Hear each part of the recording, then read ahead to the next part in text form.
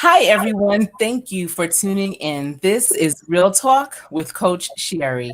And this channel is about workforce development, career readiness, entrepreneurship, and of course, real life, real issues, and real talk. I am so super excited to have my special guest on this evening. She is a dear friend. We go way back.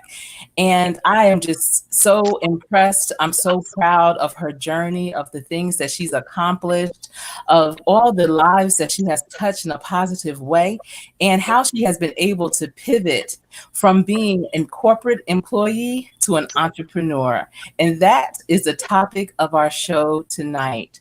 If you have any questions regarding being an entrepreneur, how to pivot, how to shift, something that's going on in your life, how to make your change, how to make your decision on what you actually really want to do, please be sure to leave it in the comment box below. If you're catching this live as a replay, leave your comments in the comic book, in the comment section down below, and we'll be sure to answer your question. If you are already not a part of my team, I invite you to subscribe. If you like this video, and if you feel someone else needs to be listening into this conversation, be sure to share this live out. I appreciate you. So without further ado, I want to introduce to you Vashti Hale. Hey. Hi, Vashti. Hey, Sherri. How are you? I am doing well. How are you doing? All is well. It's a Friday, right? Not a Friday. It's a Friday. Yes, it is. Yes, it is indeed.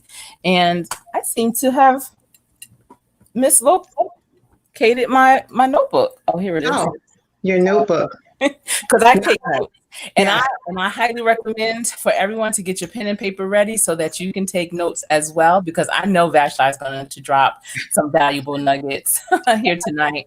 I'm so happy to see you, Vashti. We have not seen each other in person in a long time, a few years actually. So exactly. It's been a long time coming. Absolutely. How are you doing? How's everything? I know you've been busy. All is well. A lot of travel, family-related travel, but despite just some, I call it some bumps and bruises, just like a Timex watch, keeping ticking. But I'm doing well. Thank you for asking. Yes, absolutely. And periodically, Vashti, I'm going to be looking into the chat and bringing up some questions and saying hello to some folks that are stopping through. I see Charisse, I believe that's how you say it, Charisse Jerome, and she's saying hi to us, hi to everybody. She's happy to be here. We're happy to have you. Thank you. Vern's Junk Closet, who is an amazing YouTuber here, very supportive. She's from up north as well. And she's saying hello. I'm doing well, Verns. And the Positive Pusher is here. So everyone, thank you for coming into this live. I appreciate your support, and I'm just so excited, and you guys are going to glean some great information. Hi, Monique. Hi, Monique Scott. How are you? She's my soror. She's from Jersey also. Jersey in the house. We love Jersey. Yes, Jersey is in the house. So everyone, I want to tell you a little bit more about Vashti, and then she's going to tell us about how she made that pivot. So Vashti is the owner of Manage My Success, LLC.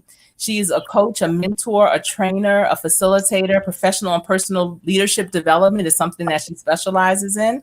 She also does project management, curriculum development. She has over 20 years in corporate America as a lead trainer and facilitator. She also has her Toastmaster certification, licensed real estate agent, life insurance producer, and certified life coach, because at the end of the day, the life coach ties it all together and makes it right, makes it stick.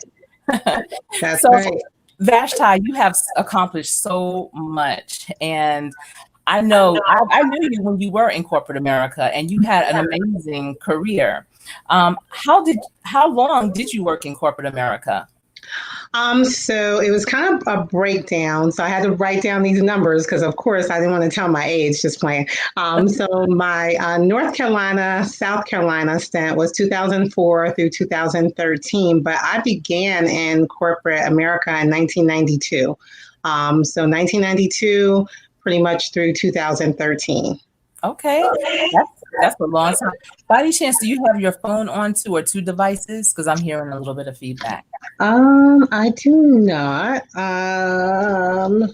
Let me just make sure. Nope, nope. So nothing on my side. Are you hearing Okay. it? Is it better? Hmm. Let's see. Can you guys in the chat let me know if you hear any feedback? It's better actually now.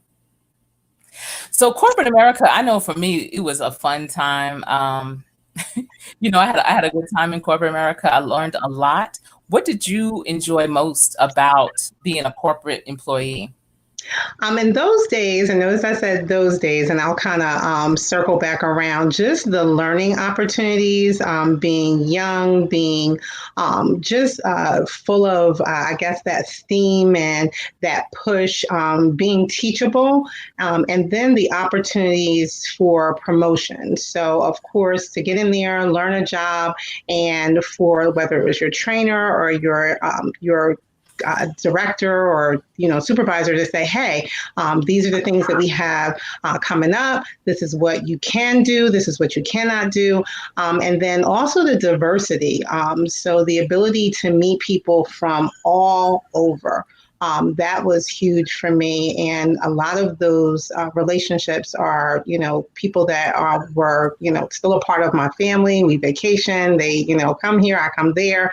So those probably were the best parts of corporate America. Okay.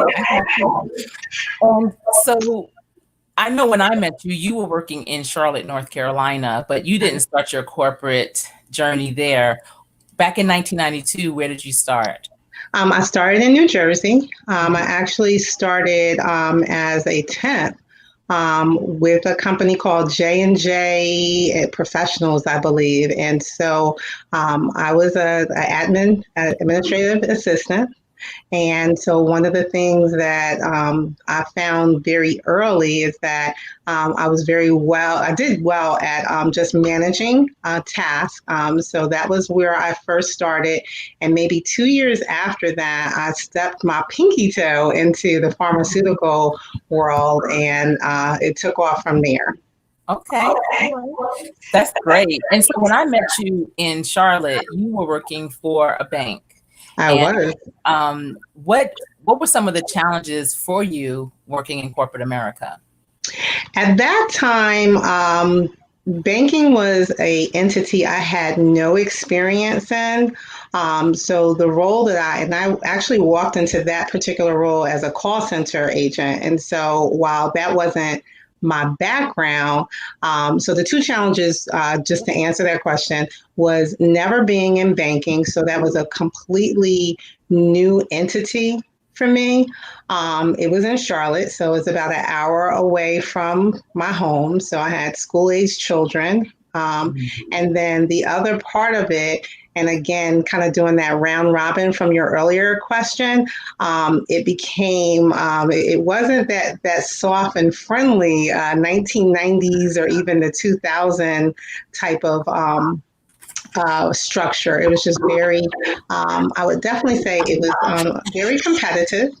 But the other part was the diversity, again, just not really being in a place that I was used to because, of course, coming from the North, coming to the South, one of the things that I was often I was told, they're like, okay, you need to slow it down a little bit. Stop talking with your hands. You know, uh, why y'all have to go so fast? So those were some of the challenges that I had here in the South. Hmm. And even though that's the South, a lot of people find themselves with those challenges. You want to live in a place that's great for your family, and it might not always be directly in the city. And so people are finding that they have these commutes 45 minutes to an hour away, and they're finding it challenging to have that work-life balance. And I know that, you were always doing something else, and a lot of people are doing something else as well and are trying to make that something else their main thing. It's important to have multiple streams of income. The optimum is 7 streams of income.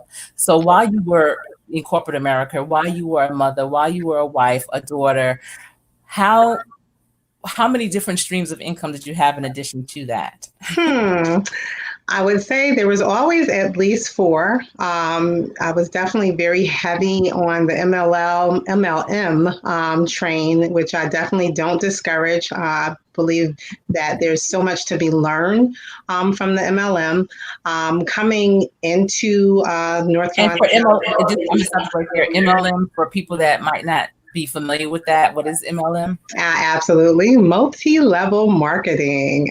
So direct sales. So I did a little bit of everything, but things that obviously defined me. So, of course, the things that, I enjoyed. So I did a couple of MLMs because I came into North Carolina, South Carolina area with my real estate license. So I did that. So I also did some notary business, and then I also did some document preparation. And then I even did a small stint where I was doing a concierge business. So there was always, that candle was lit on a few different ends. Yes, it sounds like it. So I know that a lot of people get involved in different types of opportunities because they are really just wanting to see where that door is going to open, where they can just walk through and walk away from being a corporate employee. At what point, Vashti, did you find that, you know what, I'm going to walk away? What did you have? How did you have to prepare to be able to get that? The role that I was in, just based on the dynamics of the bank and that role, it required me to do a lot of traveling. So I was starting to travel very frequently.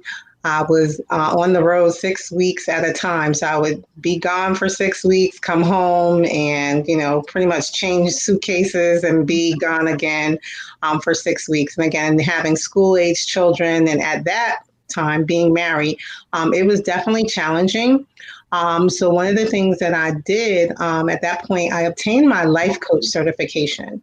And so when I was scouting the direction that I was going to go with the life coaching certification, there was a life coach that essentially said to me, if not now, then when?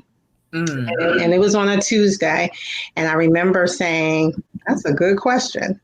And so, again, that was on a Tuesday. And that next Tuesday, I made the decision on a Tuesday that I was going to make the leap. And that was probably the push, but then also the flexibility, because again, as I stated, those 6 weeks, I missed so many milestones. I remember my little one, she sang the national anthem, and I wasn't there. I would come home from trips and there was a tooth that was lost, or just different things that, a picture was fine, or hearing about it was cool.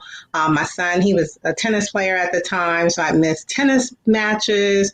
And so those were things that when I looked at the balance, I said, okay, is this how I want to live my life? And is this how I want them to remember me? So granted, they love the fact of, especially when I was flying here and there, if I was in Chicago, they wanted popcorn. If I was, different places, mom, make sure you bring this. But I know I wanted to be front and center for them.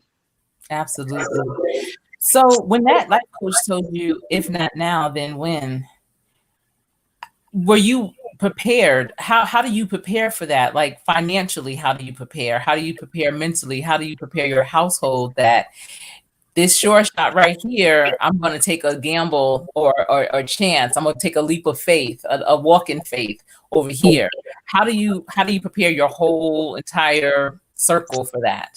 It's a great question. So, from a financial standpoint, I can definitely say I did something that was very risky. I looked at my 401k and I said, "Okay, we're gonna float." And I sat down with a financial advisor, and he gave me some tips about some tax sheltering types of things. I had at least had enough experience from a standpoint of the MLMs and some of the other businesses to kind of get an idea of what my day to day, week to week, month to month would look like. So the financial part, while it was challenging, it wasn't as scary as you hear a lot of people. And again, one of the things I had to say was just like, okay, these are going to be some of the things I'm not going to be able to do. And had that, that very honest conversation first with myself. And then, of course, at that particular time with, my ex, my children, of course, my little one, she had no clue. And then the other part of it was just the mindset, was just kind of getting in a place that says, okay, no more 9 to 5, no more 7 to 3. And that was probably one of the biggest challenges, especially, again, you have this lump sum of money and you're like, oh, I'll take a week off, right? I'll take 2 weeks off. And then you get what I like to call vacations between paychecks. And you realize that, okay, oh my, it's time to work now. So those were some of those challenges. And how do you prepare? Again, you go back to your why, or you go back to, as the life coach asked me, she says, if not now, then when? So in that case, that question for me was like, my why not? What is your why not? Absolutely. And it sounds like, even though you may have had some hesitation, that leap it paid off in dividends. So how did you schedule, before you had to schedule around your corporate position. So now you have nothing but space, time, and opportunity. How did you calendar that? Well, I am old school, so I really did go and get a calendar. And in fact, through the years, I've definitely experimented with quite a few. Erin Condren, Happy Planners, Recollections, all of those. And so I am old school, y'all. I still have a paper calendar because if that phone, happens to lose a charge, or if it gets lost, at least I have a paper calendar. So in the beginning, it was just being very strategic. I would sit down on a Sunday and provide my to-do list, as well as, the calendar activities. The beauty, and sometimes which could be like the bittersweet aspect of the business, is that some things are set in stone, they are static, but then there's also the aspect of my business that's very much on call. But what I was very intentional about, now that, of course, I have, school drop-offs that I wasn't able to do, and school drop pickups that I wasn't able to do, to obtain, and that type of thing. And even, sports things, is that I was very non-negotiable with the time as it related to my children. And so then you just basically work your calendar around that time. I want to go into the comments real quick. I know that Vern's Junk Closet said that we may be related, Vashti. Really? And, I see Angela Critters is here, and I appreciate you, Angela, for being here. I know that you were anticipating this live. You let me know before that, you wanted to come and be here. So I appreciate you for being of your word. Hey, Angela. Yes. And Vern is saying, yes, if not now, then when? Absolutely. And that's the thing, Vashti. And I think that's where people become paralyzed. They want to take that leap, but something keeps holding them back. What do you think that something is typically? I'm going to go on and say fear, right? But I'm going to spin it from a fear standpoint, because it's really not a fear of failing. It just isn't. I think a lot of times we've got to look at our circles and say, is it the fear of the people that are around us, that now we're saying like, oh, who does she think she is? And this isn't going to, happen for her. And so that fear of what people are going to say. But I have a saying, it says, with my money comes my mouth, right? So if you're not paying for my bills and that types of things, or if that circle is easily broken because of me kind of going outside of your comfort zone, not my comfort zone, then it's probably a shift that probably needed to happen. So I think that a lot of times, like you said, that analysis paralysis that comes into play, what if, what if, what if, what if? And then sometimes the other part that happens with that is that we're all gear and no game. Right. So we've got business cards, websites, we've got T-shirts, and nothing's wrong with any of that. So let me just, preface that. But even from as an entrepreneur, after you've done all of that, there's still the basis of the work that has to take place, right? So when you're looking at the fact of being an entrepreneur, your PR, your marketing, your accounts payable, your accounts receivable, your all of that. And so sometimes even the dynamics of trying to understand what needs to be, that whole recipe of that, it can be overwhelming. But again, when you're looking at it from a standpoint of what's the payoff, what's the return on investment, so I think that that's where people have to have that long, strong, honest conversation that says, okay, this is worth it. Yeah. And I hear all of the things that you say goes into having your business and all the pieces that you have to put together. But I find it so interesting that people can do all those things for someone else, like their employer. And when it comes to doing it for themselves, they get stagnant. They can't move forward. They seem to not be able to get a grip on that. So even as a life coach, I know that you've coached women, you and I have done life coaching together and, worked together doing that. How do you coach someone through that type of mindset to have them see you've always been doing this? You're capable of doing this, but you've been doing it for others. Now do it for yourself. I say we have the conversation, and the beauty of me, I'm a kind of like the sister girl type of life coach. So I'm going to definitely meet you where you're at. So I'm not dogmatic, and I think that we've got to be careful, even when we're trying to. Coach someone along, because it's easy to say, well, just do this, just do that, right? But that might, it's almost like swimming. Do we just, do a, baptism by fire, just push them into the pool, or do we kind of float first, right? And so when I'm coaching someone or having that conversation with someone as it relates to going into that mindset, is just that. What is the mindset? So breaking down those layers. And in some cases, it can be something very simple.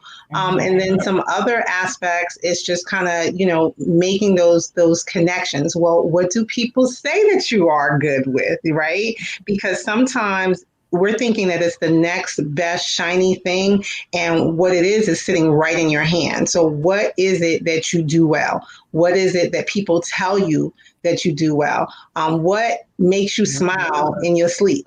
And so what I've learned to do is ask those questions, and with those questions, typically will emerge what the person already has, what's inside of them. Mm-hmm. Absolutely. So what would be your advice to someone, and that someone would be anyone that's in this live, anyone that's listening in, tuned in, replaying this live? What would be your advice to give to them on what they need or how they should prepare when leaving their corporate employer? Okay. So the first thing is make sure you're doing it for the right reasons, right? My why can't be your why. And preparation is key. And of course, for me, I knew when it was the right time. A lot of times, and I'm not distilling anything from a standpoint of faith, so hear my heart from this because I am a woman of faith. So I walk by faith.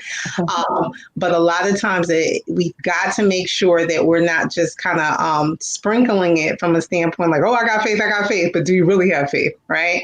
And faith also means that you're going to do the work that comes along with faith. Faith means at 2 o'clock in the morning when, Chicago PD has the marathon, faith is I need to turn this television off and, send invoices or reach out to potential customers. So those are those things as it relates to corporate America.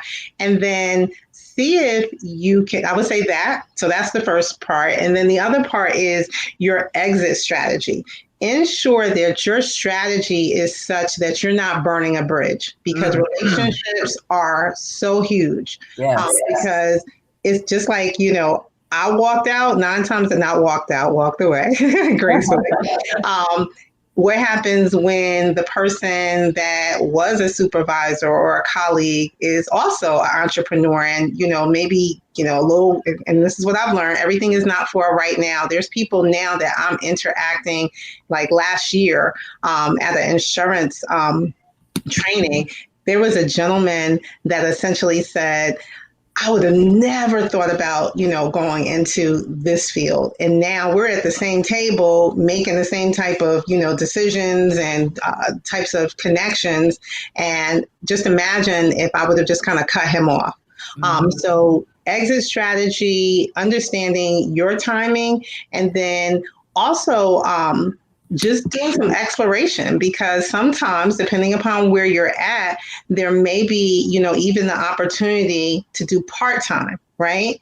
A lot of times I'll tell people, try the part-time route. If you have the ability to, kind of play it, play around with it part-time, do that first because what you might realize is perhaps the thing that you were thinking, was the right time, right opportunity may not be, right? Let's imagine if we were doing like, skiing here in South Carolina in August. Wouldn't be too profitable, right? Exactly. I look at it almost like marriage, leaving the corporate is taking that leap into a marriage. So many people have so many different why nots, oh, I can't. The reason why I can't get married is because we have to save money. Why I can't leave my job is because I have to save money. I'm not certain that the marriage is going to work. I'm not certain that if I leave this particular job that the entrepreneurship is going to work for me, and so it's really about just taking that step in faith and just going for it because it's never going to necessarily be the right time unless your company closes. And that's where we're coming upon with COVID. So many people were laid off. So many people, lost their jobs. Their companies closed down for good. And now they're looking at the next, which is why multiple streams of income is so important. So that you're never reliant on just one source. Because if that one source, no matter how short shot you think it is, if that one source disappears, then what? But if you have at least 6 others, 5 other, 4 other streams, you're pretty good. You're pretty good. So how has things been? Well, okay. How have things been for you since COVID has started? Because you work with many clients and they're in different phases of their businesses. So how has COVID affected your business? Believe it or not, COVID, the beauty of we didn't see too much of a disruption. If anything, we saw a lot of increase. And of course, based on the different facets that pertain to my business, we definitely saw an increase of customers, new customers. The thing that I had to do because I was in New Jersey when the pandemic started. So from March to June, just being creative of, okay, still servicing my clients that were at my brick and mortar locations, but then at the same point in time, being able to do the teleservice and being able to, to assist that way. So with that, I would just say COVID, I'm not going to say it was something that was a good thing, but it was one of those things that I was just like, okay, we're going to navigate these borders. And so now, obviously, just from a precautionary measure, even when, dealing with, the general public, face to face, it's just, making sure that we're safe and making sure that they're safe and that making sure that they feel, that there's reliability in our services and, yeah, and just being safe. I would say definitely being safe. Yes, definitely. And so your business is called Manage My Success LLC. Yes. How did you come up with that? What does that mean? So I knew that success for me was I love the wordplay. I love acronyms and those types of things. So success always was something that to me, it was beyond money. It was beyond status. It was whatever that particular person defined as success, right? Mm-hmm.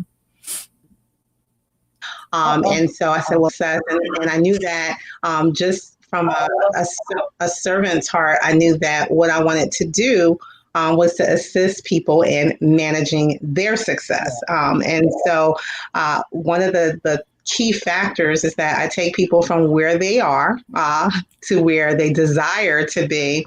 And sometimes it's shortening that expectation gap or really identifying that expectation gap or figuring out, okay, is there an expectation gap? And so that's where the name Manage My Success came into play. I love it. I love it. Thank you. So since you became a full-time entrepreneur, what was that, 2013? Yes, 2013. Yes. So how has your business evolved? It's evolved in adding, I would say, different legs of it. There's even some volunteer aspects of it because one of the things that I know for me that was huge when I was in that search, I said, okay, for the people that I would reach out to and say, well, hey, can you give me information? People seemingly, or they were like hoarders of information, right? They'll, I'll give you the information for $2,800. And let me also say this, I'm not going to downplay intellectual property because, of course, if someone has studied and spent money and that types of thing, by all means, there is a return on investment. But I mean, there were things I'm just like, well, goodness, can you please give me like the link or, can you give me some type of information? So during that time frame in 2013, it was figuring out what was near and dear to my heart, but also what I was skilled to. So, of course, when I left corporate, it was in the dynamics of doing the life coaching. And I had to niche my market. So it wasn't no longer just, nothing wrong with, Joe and Karen and Smiley. I wanted to go with business owners. So business owners, professionals, entrepreneurs. That was my niche market. So I did that. I incorporated the life insurance, Medicare. I also incorporated document preparation because I think that is so key. We can no longer rely on our documents sitting in that tin cookie jar that could be, the sewing kit. So just sitting down with people when it comes to living wills and power of attorneys, and I'm not an attorney. Again, this is document preparation. So I'm the person that you'll sit down and we'll at least put the car in gear so that we can at least have something, because it amazed me how someone can say, okay, I'm getting married or I'm having a baby, and they can tell you the colors for the wedding, they can tell you the baby shower, where they want the cake, but if I say, okay, where do you want to be buried, or if you get sick, right? What's the option? Because I think it's a very selfish act to not have that in place for your loved ones. Mm-hmm, mm-hmm, absolutely. And I have to tell you guys that this interview is going to be a part 2 because Vashti has an amazing book that she is getting ready to launch.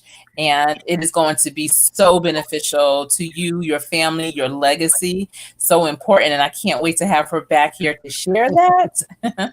And I see everyone is speaking in the chat. I see Jill's Comfort Zone is in the building. Thanks for being here. Jill. The Life of Cleo, Kay, Renee.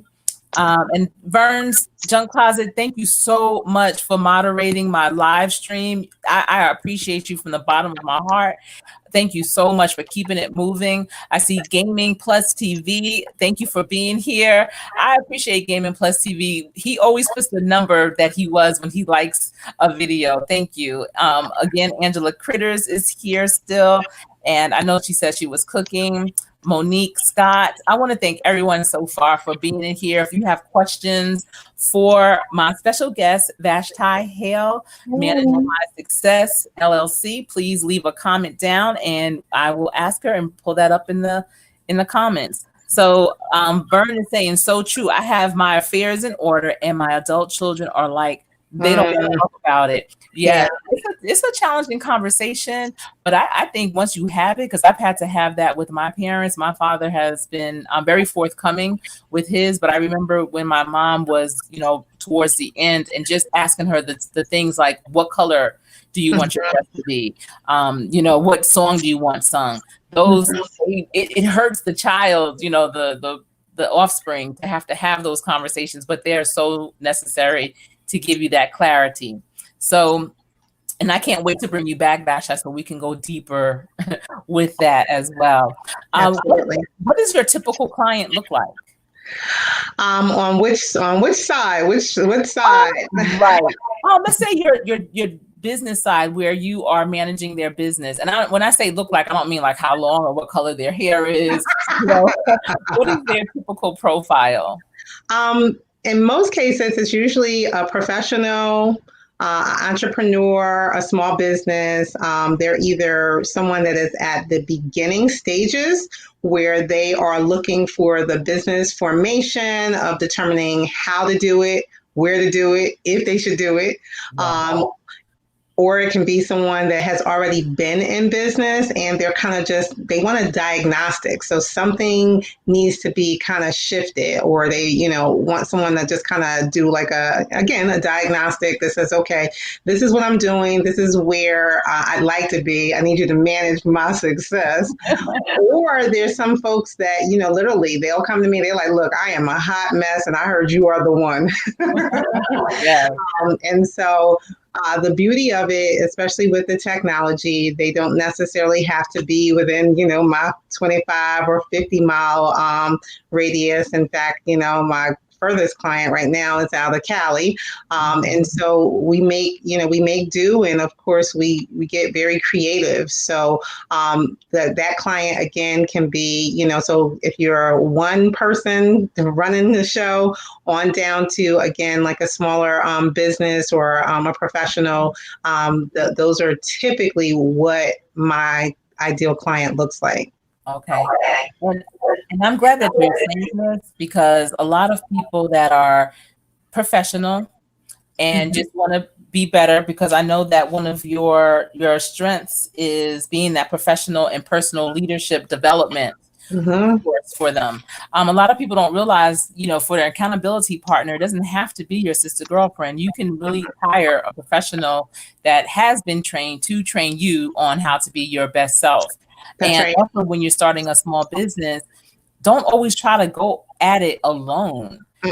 Seek out someone. If you don't want to seek out your accountant because they don't know necessarily about business, or you don't necessarily want to seek out your lawyer, I mean, you can have him draft up your documents, but you still want to have that person, that grassroots person that can come in, audit what you're doing, help you reach your goals, help you look at your goals, and even craft your goals.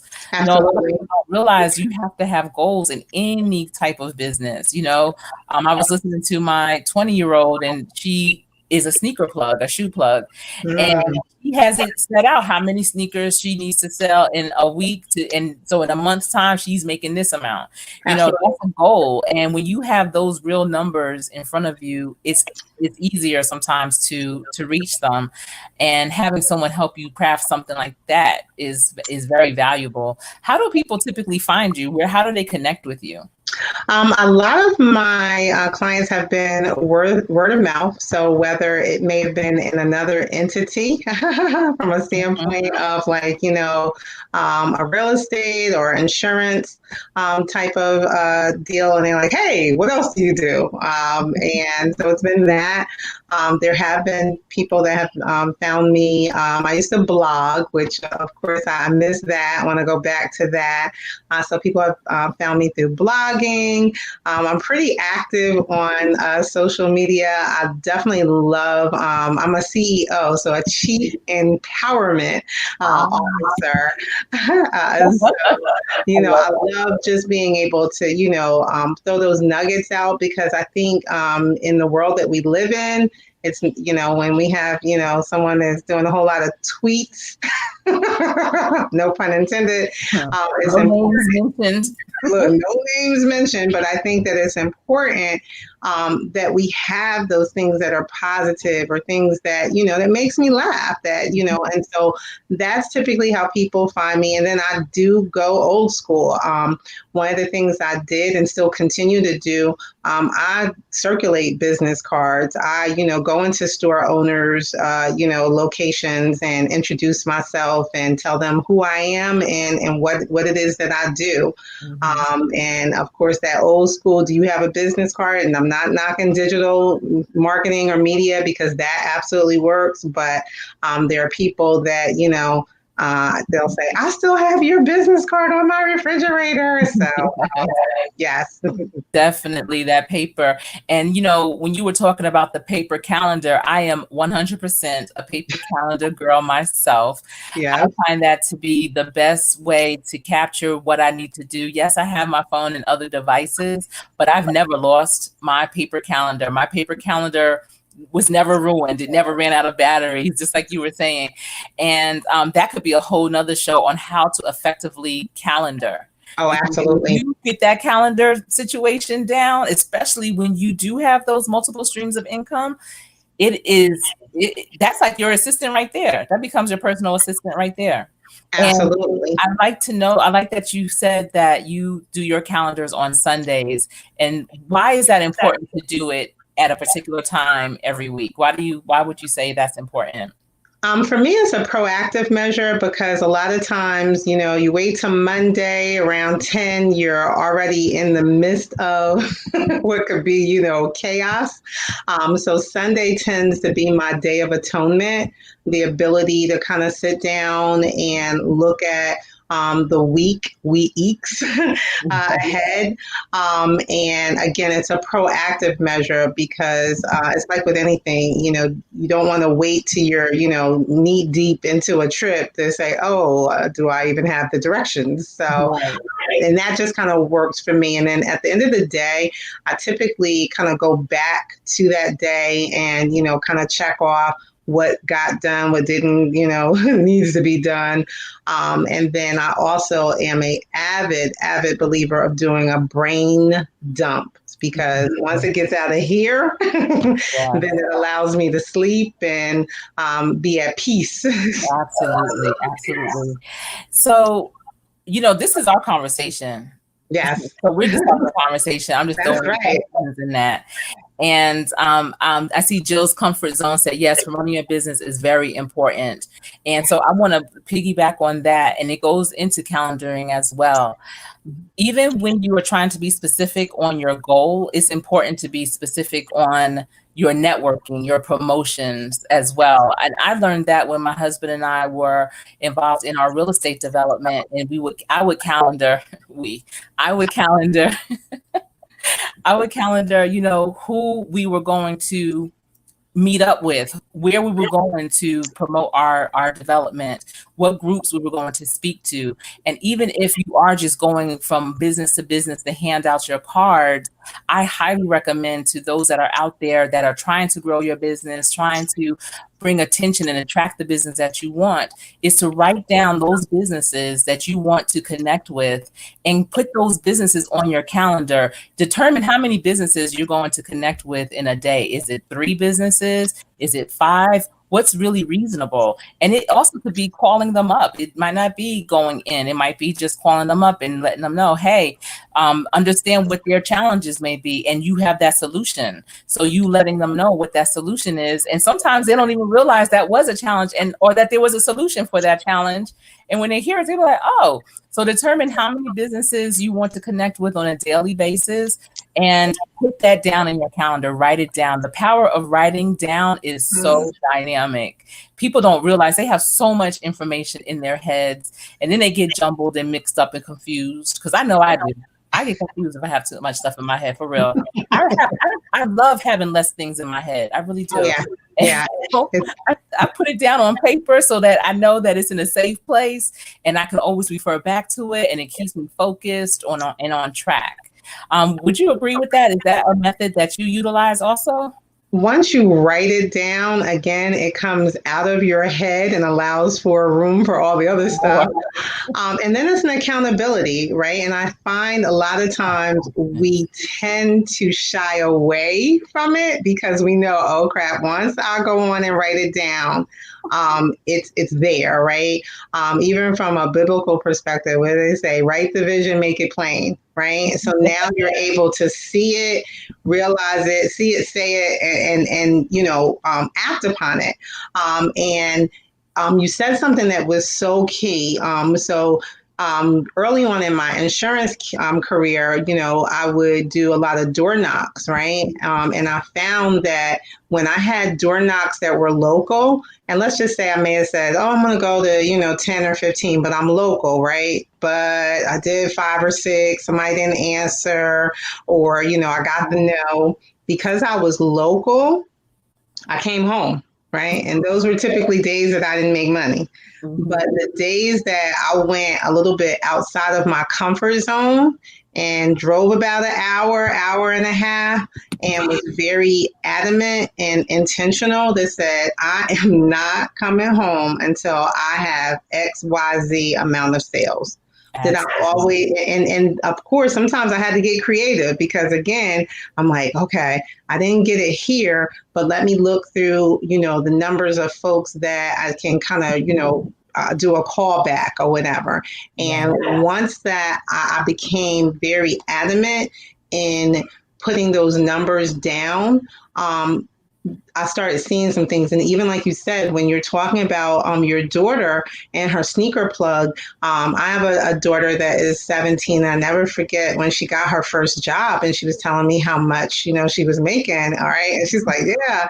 And so I think with her first check, first of all, she sees the, how much. Yeah, right. She's like, who's FICA? Who is FICA? And can we call them, right? So we had that. But then the other part was she's shopping, right? And I think we were going to Starbucks, and she loves Starbucks. And so she's getting ready to pay $5 for a drink. Mm-hmm. I said, now, how much did you say you make an hour? And so she's telling me, I said, so is that drink work this particular? Because, me, myself, and I am the coupon and app queen. So there are some things that are, my favorites or whatever, but for me, and so when you're looking at it from that standpoint, and the way that I would interrelate that from a goal standpoint is, okay, what is your goal? And there's nothing wrong. We just talking, right? Of just obviously, splurging on some things, but again, there has to be a balance, because if not, you're gonna have a lot of uh-ohs and how do we get here? And I've been, and that's me being very, very honest that, there's some times I was like, maybe I spent a little bit too much on, XYZ, and you just kind of make it up on the back end sometime. Definitely. Yeah. And I'm probably one of the most frugal people that you've ever met. Yes. Oh yeah. Because I've always had the mindset, especially when my husband was in the league playing, we always looked at his money as this has to last us for the rest of our lives. That's right. And That's so that's right. why every purchase I make, I'm looking at it like, is this an asset or is this a liability? That's right. If it's That's a right. liability, do I really, really need it right That's now? right. That's How right. is it going to enhance? Like I have a lot of conversations with myself when I'm making purchases. I gotta touch it. I gotta feel it. And what's your Mhm. return policy? It was funny. Exactly. I was on a return today, and they were like, "Oh, we can't touch your return." I said, "But we can return my money, right?" Exactly. And I wanted to also add that when I calendar or write anything, I never use pencil. Because Uh-uh. pencil is a way out. You can always erase it. And Erase it that's out. probably why I don't like to use a lot of technology for my calendaring, because you can always delete it as if That's it right. never happened, it never was there. But when you write it in pen, and if you want your thing to look a certain way, you're not going to want to have all those scribbles on your Uh-uh. book. So Uh-uh. you are going to make that thing happen that you have written down so that you can feel accomplished. And I think that's I know that's one of the reasons why, well, Vashti, they don't really know this. So, but y'all, Uh-oh. from 2012 until 2017, I used my iPad exclusively and my house phone, but I used my iPad exclusively as a phone. I did not have a cell phone because Apple had said, what's the guy's name from Apple? Steve? Yeah, Steve Steve Jobs Jobs. said Yeah. that he wanted to make a device that could do everything, one device. And so for me, my iPad could do everything. That's So right. if that's the case, I probably don't need a phone. So for me, having my iPad made me so much more accountable. It made me back in the day old school accountable. That kind of accountable that when I leave my house and I'm telling you I'm going to be where I need to be to meet you or whatever, I'm there at that time, because once I leave my house, I can't communicate with you. So I That's have right. to honor my word to you. And that's what my calendar does for me. It makes me accountable. It holds me to my word. With it being in pen, I know I have to get to this. And if That's I right. don't get to it that day, I transfer that to the next day because I'm getting to that thing. That's And right. so for y'all that are out there, be more accountable to yourselves. Oh So yeah. many people are accountable to other people more than they are to themselves, to other processes that won't really enhance their lives than they are to themselves and to their own processes. So be accountable to yourself. I see so Absolutely. many great people in the I building. know. I'm loving it. I Yeah. see. Okay. All right. I see Elliot says, with all that goes on in work life, love life, daily life, what would be the best advice you could give on staying focused on achieving goals and managing day-to-day life? That's Mm, a lifestyle question. that's a vast side question. So I would say definitely the focus point is going to be kind of going back to your why. So when you understand your why, you're going to establish that focal point that says, okay, my focal point is I want XYZ amount of money, or I want this amount of freedom, I want this amount of flexibility.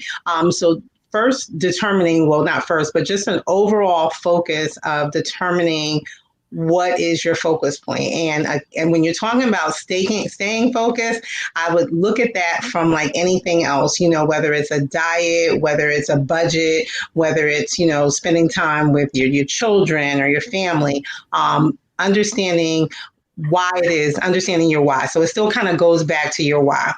Yeah. Well, you know what? I'm so glad you read that. I can't see. I got new contacts today. Like, my contacts are so blurry. That was a great question, Elliot. Thank you for that question. And also we have in the building Dining with Zion. And it's so funny. She's saying, say that for the people in the back. And that's something I was going to say when I started this live. This is for the people in the front, the middle, and the back. So everybody, absolutely. Immaculate Training is in the building. Wow. Hello. The It Factor always has, thank you for saying that. I always have great interviews. I appreciate you. The Life of Cleo. I appreciate you guys for communicating in this chat. And Oh, I just wish I could read a little better. It's so blurry. I saw a couple of them, and I saw something that came up really, really quick, and I was just like, oh, yeah. So, Vern, the business cards and the paper calendar, whoop, whoop. Love Yes, it. Yes, definitely. yes. And the thing is, though, with that paper calendar is to use it, Oh, you yeah. know? And Like you said, what was that? The gear and what was that saying you had? oh, so we can't be all game and no gear. Well, all gear, no game, right? Yeah, So all gear and no game. that's right. Because I know I love office supplies. I just do. We're not even going to look to the left or We the need a right. little we need a little support group for that probably. That's But right. I've learned not to get the bells and whistles. Just get Mm-mm. what I need. I know exactly what type of calendar I need that will support me in making sure I'm on point. All those other ones, like you were saying, Aaron Cadron and all that. I'm like, it's too much. It's too many things going on with this. I just need to know where I can write down my notes, jot down phone numbers. It has tabs, easy to go back and forth with, so that's really good. Let's see. Um, okay, she said nice question. Yeah, Elliot, everyone loved your question. Yes. Thank you, Elliot. Mhm. So, what would you say is the best advice, Vashti, for people that are on the fence? I know so many people that want to take that leap so bad. I feel like I've lived my life backwards. I've I've grew up in a brick and mortar. Like I always was in business all the time. I do also love corporate America. I only worked in it 4 years, and now I'm 3 years in now. Mhm. So my whole life, 7 years altogether, just about. But I'm feeling like I'm able to pour in all of my skills, my experiences into it, and I'm still able to do my own thing as well. And it's just a great balance for me. But what about those people that are on the fence? They're a little disgruntled. They're not pleased with what they're doing. They don't feel like it's their purpose. They don't have any passion for it anymore. They may have had it in the beginning. They're at that point in their lives where they can do what they want to do and not necessarily what they have to do, but you're just not sure if that what they want to do is going to continue to support them, especially in COVID, where 401ks are thinning out, investments are thinning out, things are not as strong financially for them as they would have hoped at this stage in their lives. So, what advice would you give to someone that's on that fence, one foot in corporate and one foot in the entrepreneurship realm? Great question. And I know what it looks like to be on a fence. One of the things that I did not speak about, I jumped out the fence for about a whole 363 days. Oh, And wait, did you see this, Burns? I'm sorry, Vashti. Hi, my name is Vern, and I'm an office supply. Vern, I'm right there with you. I apologize. No, you're fine. You're fine. Sherri, Vern, what Sherri's not talking about is that she always sends me Michael's circulars and stuff. I'm like, no, no, no, you won't do this to me. So being on that fence is a tough place. It just is. But again, and I know y'all like, is that going to be her answer? Understand your why, right? And then also being able to look at your immediate goals, your short-term goals, and your long-term goals. So if you are think about doing that mass exit, can your lifestyle, right, accommodate this exit? Because again, there were some things that I was just like, when you got the mascara jar and you're like, uh-oh.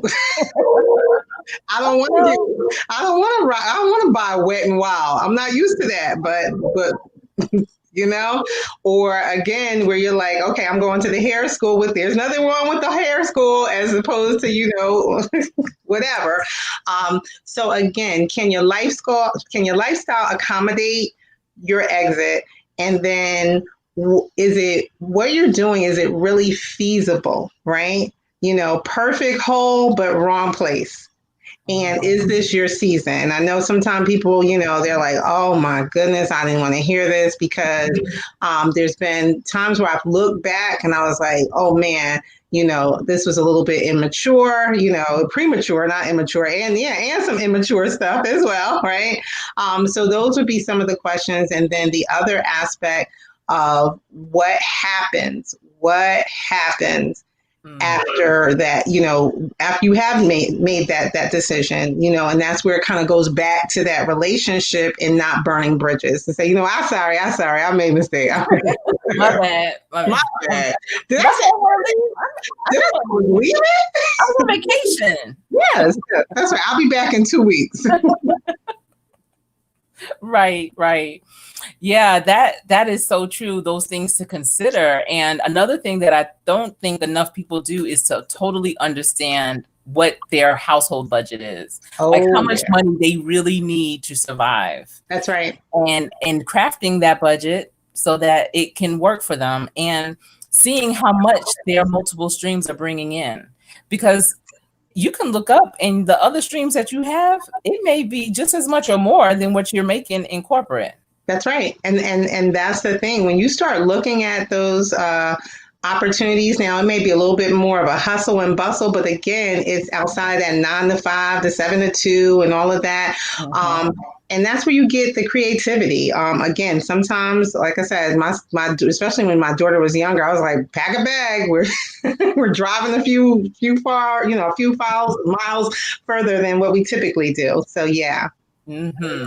And also, just thinking about all those things, you want to also get something that's going to give you residual income. Absolutely. Where you're not even doing anything and you're just making money. So that's why I'm really happy to hear about your book. And that's what people need to start going towards, because I remember my husband would always say, if you are working in your business, you're basically your own employee. Yes. So you really want to get it where you have some auto things, shipment things, type of things going on, where you have maybe a program, a training program that people could just go online and click, and you don't even have to be facilitating it.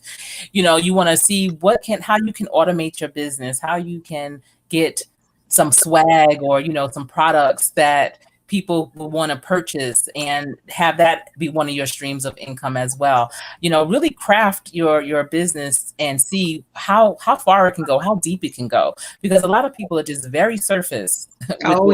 And it's like, wow, you could really go places with that.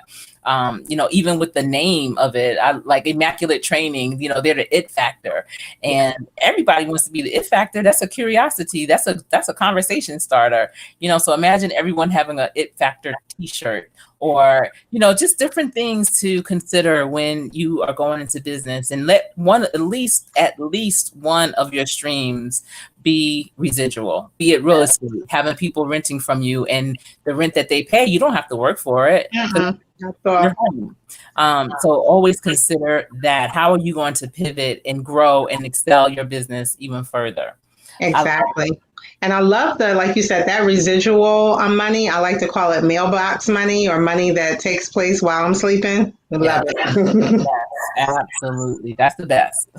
And so when you can grow that, you might just, you want to be, if you are going to remain in corporate, you don't want to be there because you have to be there. That's right. Be there because you want to be there. And unless you are a, what do they call those people that have, look, I don't even know who they are. What are they called? Those people, and they have a long line of family, like say the Rockefellers. Oh, so it's not inherited wealth. It's like inheritance, baby. You know what I mean? I know. Look, somebody on the chat knows what it's called. I know. Unless you're one of those, then you have to create that for yourself. That's right. As you're creating it for yourself, consider those coming behind you, your legacies. So you don't want to just, and that's close to our next show, Vashti, about, how you set yourself up so that your generations can continue to thrive and grow your investments, your future, and things of that nature. Absolutely. I have been enjoying this. I see that you are an LLC. What is and I know, but maybe someone doesn't know, what is the value of being an LLC? With the LLC, it takes the liability and the risk away from you. So your personal is not affected. Let's just say in the case of someone trying to sue you or to make claims, you don't have to worry about your personal assets being obviously affected. So for me, I know that obviously there is some cost with the LLC. I don't discourage you not to start your business if you're waiting for, let's say, the monies to do that. But shortly after starting a company, I would absolutely advise that you go the LLC route. Even S corps, depending upon the type of business, but that's one of the least expensive ones, and definitely from a liability perspective, it removes just so much. Absolutely. And I was on a live the other day, and I believe it's Boss Life Online, and she's dynamic also. So she was saying how she sings different songs, when people do different things for her, she sings songs. They're real catchy too. They're cute. A lot of people on YouTube has some really, really cool and unique content and songs and things like that. So she was saying how her song is trademarked. And Okay. I know trademarks are really important. Copywriting is really important. And for us, we've always gone through attorneys to do that. Are you familiar with doing that for clients? Have any clients come to you? And I tell people, if they aren't copywritten or trademarked yet, every single solitary thing you write, date it and sign it. Yeah. So that has not been a part of the business, but it's interesting because it's coming up more and more, especially as obviously nothing is new under the sun, right? But I think that again, if you've done your hard, what is that? Blood, sweat, tears, it just makes sense. So I would definitely encourage you to, look into that. And who knows, that might be our next another tool in the toolbox of Manage My Success. Absolutely. So we're getting ready to close, but I just have to ask you about this because a lot of people don't realize, Vashti, that this is a business that can boom.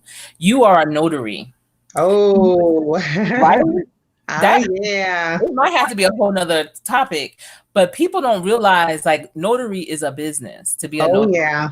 And can you explain it for those who are not familiar with what a notary does? Absolutely. So a notary is a public official, and essentially sometimes people get a little bit crazy. They're just like, they're thinking they have to read everything. No, you're just making sure that the person that is signing those documents that is competent, they're coherent, they're legal, they are who they are.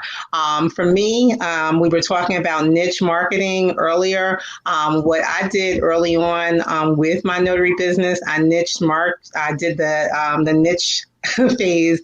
So the primary clients from a notary perspective that I have are real estate clients. So that's your real estate investors, your mortgage companies, your lawyers, and then just your Joe and Smoes that might want like a deed notarized. So I have that aspect of it. And then the document preparation, because you want to have those things notarized, right? So when you're talking about a DNR, a do not resuscitate, when you're talking about a power of attorney, when you're talking about a living will. So those are the two niches, the niche markets that I've done very well in with the notary. And of course, we do some of the other things. We're here in South Carolina. So as notaries, I do, because my son works with me as well. So we do perform weddings. I kind of, do a little bit of tiptoeing around weddings for some obvious reasons. But the notary, and we have a brick and mortar location, but we still do a ton of mobile because there are people that are incapacitated. A lot of times we go to a lot of jails, hospitals, living living assisted, where people just can't get out. And so that has definitely been a great piece of the notary business. Yes. And see, you guys, that's one of her legs. That's one of her streams. Yes. And you would never know. And who even thinks that, that could be that type of business. And yeah, you had your niche and it's expanded, but it is so important, everyone, to have a niche market. My favorite thing is to help people with attraction marketing, because that helps you market. If you know the one person, that's why I was asking, what does your clients look like, your typical clients? Because when you know who your client is, even if it's, you can name it too. You can name the person. That's right. And really focus on marketing to that person. It's not saying you can't also have this person over here as your client or that person back there. It's just that you're focusing your efforts in this direction and you just bring people along as you go. So it was great that you did have that niche, and now you've expanded so much with that business. I know Verns is saying that, yes, a notary is awesome. It really is. Dining with Zion had a question. We rewind a little bit back to the LLC, and she said, is it better to do a LLC on YouTube or individual? So I'm not sure I'm understanding that. So you're saying on YouTube.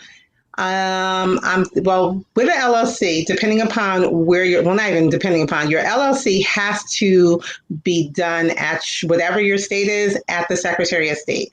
I would definitely, look at what the cost is, and just determine, if that's something you want to do at that point in time. But obviously there is a cost that is associated, whether you go through like a, Zoom, or if you're going directly to the Secretary of State. Mm-hmm. So hopefully, Dinah, and of course, Sherri, you're going to provide some contact information. So Zion, I would definitely, I can speak with you, off, on the back, and kind of go from there. Regarding that. Yeah, that sounds great. Great information. Thank you, Jill's Comfort Zone, for staying here and sticking with our live. I'm glad that you've been enjoying the content, and thank you for also saying you're going to look at the replay. I truly appreciate you. So LLCs, I know, are important. So Dining with Zion, I will have Vashti's contact information in the description box below after this live closes. And whenever this, how it takes a while. It takes a while for mine to publish, so it'll probably be tomorrow morning at some point. Okay. So that's why I have a tabletop question for you. Oh boy! You want to say it, but Jada Pinkett has a tabletop, and she has these tabletop cards with a lot of different questions on the back, random. They're great cards, and I'm just going to pick one. If you were here, I would shuffle it and let you select it, but you're not, so I'll do it virtually for you. Oh, okay. Okay, this is a great one. When was the last time you felt lucky to be you? Ooh, okay. So, I don't typically use the word lucky, so I'll say blessed, right? Yeah. Well, that's their part. You're right. That's right. So, I would say just right now, just the ability to share, to be in the company of people that are at 7 o'clock on a Friday night, to be able to, just provide the information, to be that shining light. And that's a part of my daily prayers, is like, to be that light that, people aren't seeing Vashti, but they're seeing the light in me. And then knowing that, what, if she can do it, I can do it. So that would be my answer to that question. Absolutely. That's wonderful. I always ask my guests this. Do you have any questions for me? Absolutely. So, I was not going to let you get off the hook. What can we expect? I know that obviously we have the Career Playbook series, as we are turning the corner for the latter part of 2020. What can your audience, expect for Real Talk? Well, my career playbook has been in the process and in the making for a while. I thought that I was going to have it ready before 2020, but when I was crafting it, it was so huge. It was a lot. And so I felt like I had to stream it down some. So I'm still in the planning process with that because I really want something that people will be able to go to on a daily basis, something that they could utilize as they maneuver through their career, through their business, and it be a valuable resource for them, something that they will add to. So it's not just about what I'm giving them, it's what they're adding and they can see their growth. That is my plan for that.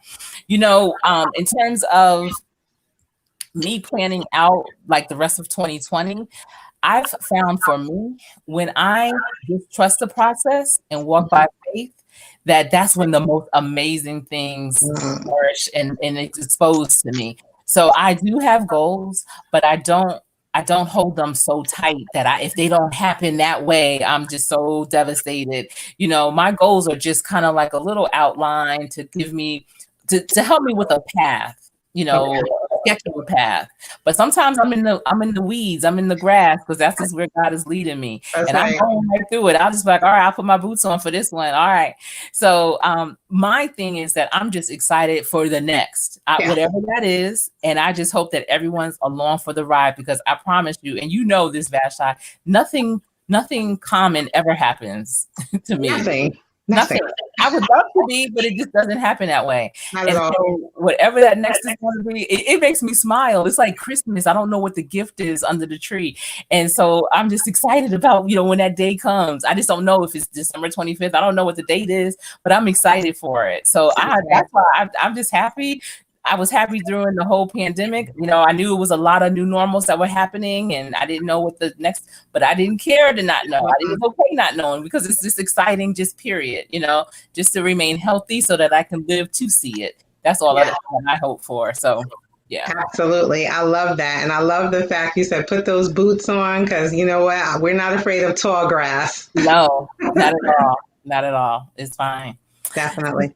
So everyone, I did see one more question for you from Vern, and she was asking about an LLC. Let me see. Oof, if I could just see, huh? Let me see if I can get up there. Squeeze in, blah, blah, blah. A sole proprietorship may be better for YouTube. Okay, that's what she was answering. Oh, okay. Okay. For Dining with Zion. Okay, perfect. I see you can talk your way to healthier relationships. That's the one that I recently became connected to, and I'm so glad that she's here. Yay! Yeah, she has dynamic content as well. Okay. That's really, really helpful. Relationships aren't always just about you and another person. It could be you and yourself.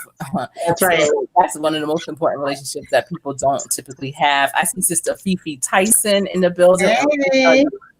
Vashti. So, when I had my radio show back in the day on blog radio and everything on Sunday nights, and it just burnt me out because I was traveling a lot and trying to get home to set up the dashboard, boom, boom, boom.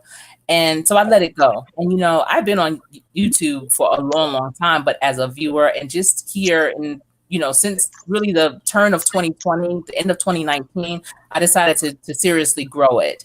Okay. And I really wasn't sure what direction I wanted to grow it in, because I do ultimately want this to be another stream of mine. So it'll be the 8th stream. But at any rate, I wasn't sure what my voice was. There's a lot of different content creators out here, and they all have niches and different. And I just couldn't really get my footing together. I found a great community, like for real, Vashti. All these people in the chat right now are the truth. They are dynamite. True. All right. They're dynamite. I have been so blessed with that, because that was a prayer for me. Like, I just want to find good people. Your tribe. The tribe. Right, my tribe. I'm looking for a tribe, and I found a tribe. Yay.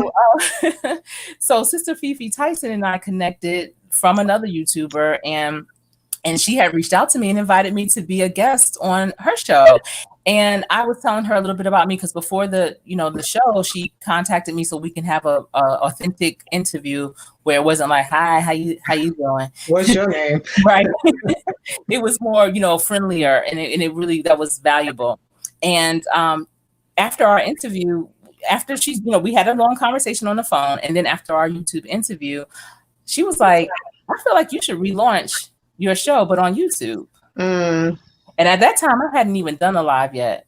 So she Wow. really walked me through with the process, and a lot of other people that are in my tribe, especially like Dining with Zion, she was always like, Sherri, just come on my come up. I was so like nervous to go up. And Sister Fifi Tyson just took me by the hand, baby steps, and was like, all right, this is what you do. Just use StreamYard, you did it. And boom, here I am. What's this, episode 9? Well, we are here. We are happy that you stepped out on faith and you did not let that fear of the unknown constrain you. Yeah, paralyze you. Exactly. Thank you, Sister Fifi. Yes. And everyone here has been so supportive. I get great business tips and information on developing my YouTube channel further with Vern's Junk Closet and just everyone. So if you are on YouTube, Vashti, I highly recommend that you pull people up. Absolutely. You guys have noticed I do have her information here. Her Facebook is Manage My Success LLC. You can catch her on IG, get some positive energy. Is Queen Vashti CEO. I want to thank you so much for being my special guest tonight. I am so excited for this because this is something you and I have talked about doing for decades. Literally. Definitely. You are such a great person. You're inspiring. You are a true queen. And I know that everyone has gleaned information from you that that they are going to be able to carry with them. I'm bringing the comments back up. That they will be able to carry with them to their next level and level up with that information. For those of you that have tuned in for the first time, thank you for being here. I want to thank Vern's Junk Closet for holding it down for me tonight. Sister Fifi Tyson bringing up the rear. You gotta have that strong person coming from the back. I love it. Dining Diva, Zion. I'm sorry. Let me see. Dining with Zion. We had Bill's Comfort Zone that was in the building. Immaculate Training. Angela Critters. The Life of Cleo. Monique Scott. Elliott. Let's see. Who else? I saw Narcia was on there. Yeah, we had Maya Rose, Angela Critters, Kay Renee. Hey, Renee. Okay. Yes. Gaming Plus TV. Want to make sure. Yeah. Nakia Bird. Yes. MJ and J family, thank you so much for being here. I know when I'm in my talking mode, having my conversation, it's hard for me to greet people as they come in. And that's why I try to put their comments up top because I do see you. Sharice Jerome as well, the positive pusher. I want to thank all of you. If I missed your name, please let you know that's to my head and not to my heart. Charge it to that because I truly appreciate you. If you liked what you heard, please be sure to like this video or this live. If it's a replay, like it. Share it with your friends. Share it with those people that you know that are on the fence. And maybe this could be the push one way or the other for them. Just be prepared, have your goal in mind, stay focused. And until we speak again, everyone, please remember to stay safe because this has been Real Talk with Coach Sherri. Thank you.